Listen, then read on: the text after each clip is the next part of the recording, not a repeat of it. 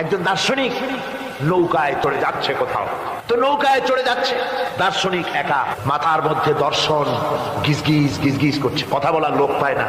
এখন মাঝির সাথেই কথা বলার সিদ্ধান্ত নিল। শেষ পর্যন্ত বলল, রে মাঝি, কত বছর নৌকা চালাও? তা তো বহুত বছর, জীবনটাই কাটাই দিলাম। তা ভূগোল চেনো? কখনো দেখেছো? কই যে না, ভূগোল আমি দেখবো কোথাতে, আমি হলাম গরিব মানুষ, এগুলি ধনীদের কাম, তারা হয়তো খায় টায়, আমি ভূগোল দেখিও নাই খাইও নাই। বলে আশ্চর্য কথা, ভূগোল মানুষে খায় নাকি? জীবনটা তো চাইরে নেই, নষ্ট করে ফেলাইছে। মাঝি দাঁতগুলো বাইর করে দিয়ে বলতেছে, স্যার হইতেও পারে। কিছুক্ষণ পর দার্শনিক বলছে, এই বেটা, দর্শন বোঝো?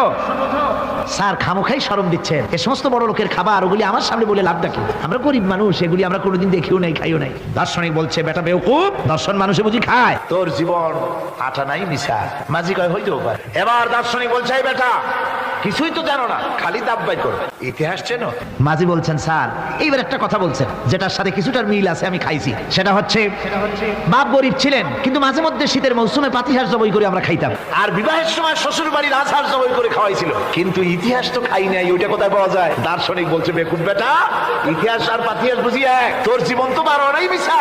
মাঝি কয়, হইতেও পারে। কিছুক্ষণ পর উত্তর দিকে কালো মেঘ উঠেছে, আকাশ থমথমে ভাব, নদীর ভিতরে তুফান সৃষ্টি হয়েছে।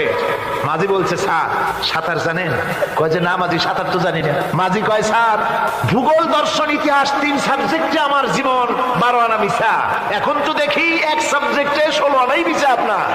আমার তো 4 আনা আছে, 12 আনা ফেল, 4 আনা তো আছে, ওই 4 আনা দিয়ে আমি সাঁতরাইয়া কেনারায় উঠে যাব, আর ইতিহাস দর্শন পাতিহাস খাইয়া ডুবে মরু মিয়া।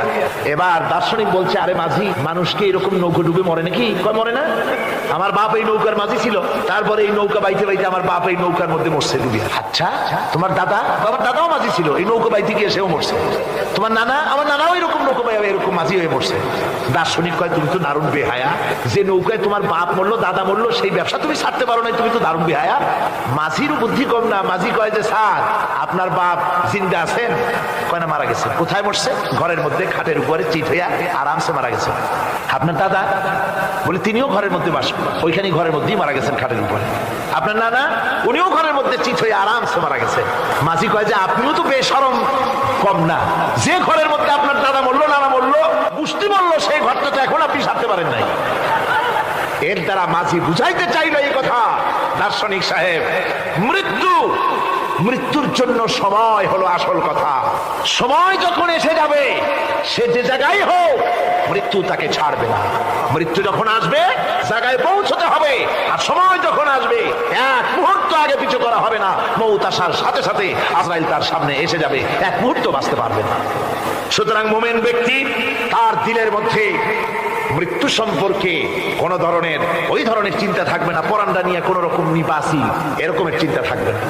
জীবন আল্লাহ দিয়েছেন, আল্লাহ নিবেন, সময় আসলে এক মুহূর্ত দেরি করা হবে না। সুতরাং সেই জীবনটা যিনি দিয়েছেন, তার রাস্তায় যাওয়ার জন্যই সে তৈরি থাকবে। এটা হলো মুমিনের কোয়ালিটি।